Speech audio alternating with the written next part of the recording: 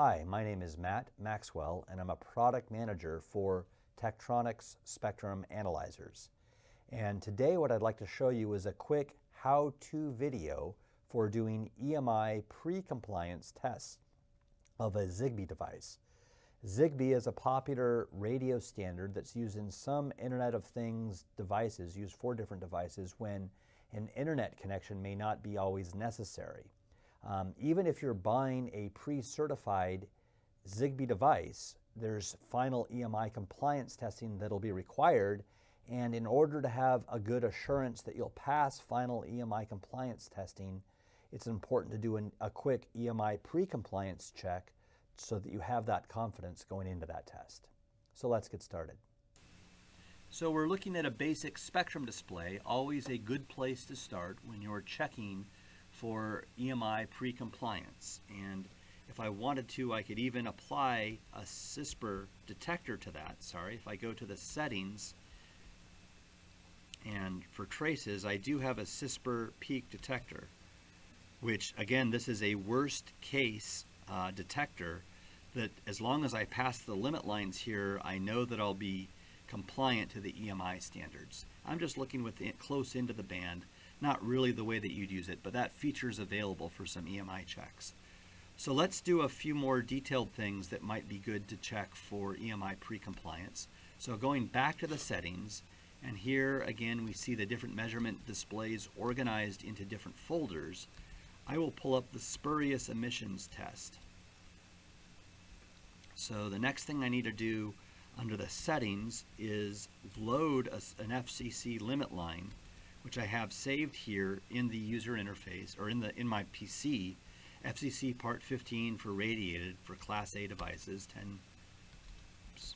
So load that. And so what's already been defined here in the table are 4 different zones, and I can move this out of the way so we can still see the measurement. I have 4 different zones per the FCC Part 15 mass test. The start and stop frequencies, the CISPR shape with a plus peak detector, video bandwidth, and then some different thresholds that define first a spur and then define the limit lines for the test, which are here on the right hand side, absolute, start, and relative. So I'm failing the test, but I really need to redraw this limit line to exclude the ISM band, the 80 megahertz ISM band. But I have a couple of spurs on this device up at these higher frequencies, which are a failure, and all of those are listed in the table which appears below the spur search. If I want, I can save the results here by going File, Save As, and I need to specify the file type, so I do results export CSV, so it's a comma separated variable table of those results. So one feature that's available there. So this is typically a test that would be done over a broad frequency range. You can see this is done up to 7.5 gigahertz for EMI pre-compliance.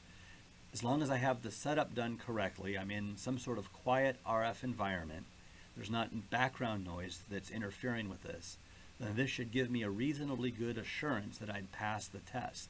Now let's say you do have background noise, maybe from an FM broadcast in the lower portion of the spectrum. The way that you'd sort of discern that is you'd have to do a measurement with the device turned off and then one with the device turned on, and disregard the background signals that would be present if you don't happen to have an anechoic chamber or some other way to make a quiet RF environment. Another part of radiated emissions tests are to look close in around the Zigbee signal in this case. So the way that that's done is I'll pull up a spectrum emissions mask. So I go back to the RF measurements. This is, by the way, both these features are standard free of charge options or capabilities that come with our USB spectrum analyzers with SignalVu-PC.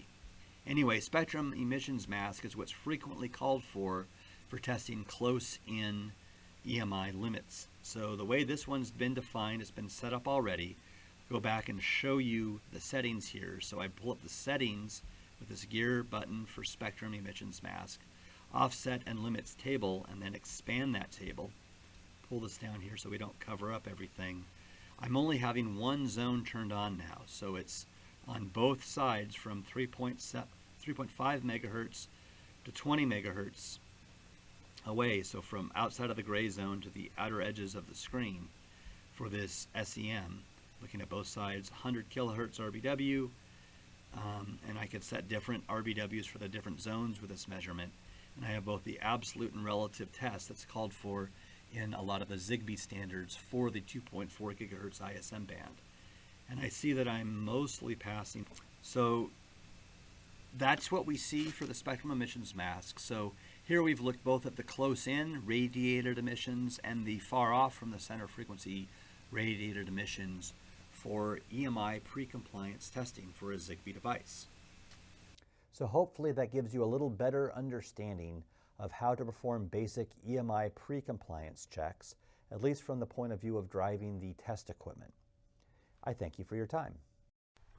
Find out more at Vicom's website.